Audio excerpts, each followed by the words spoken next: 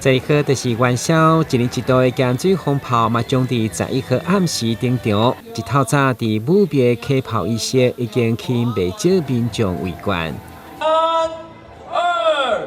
2、1，请起炮！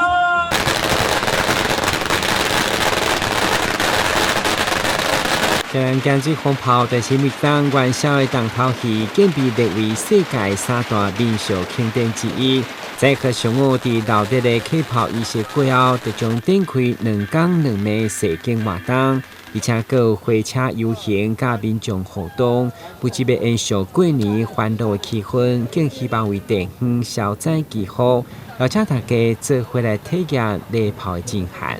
我们保存这项传统，不仅是希望为地方祈福，那也是希望延续这个过年欢乐的气氛，在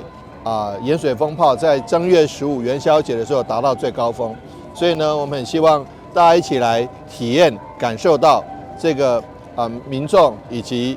宗教上的欢乐。那也希望说大家一起来感受看，不来这个一生不来一次盐水风炮，真的是会蛮后悔的。伫礼炮仪式过后，已经迈入25档的大台南囡仔先拼先表演艺术团队，嘛伫武庙广场接受市长吴依婷颁奖表扬，希望台南特有的人文特色甲传统艺术，伫武庙支持一定要世代相传，互活动内容一档比一档精彩。台南新闻管制采访报道。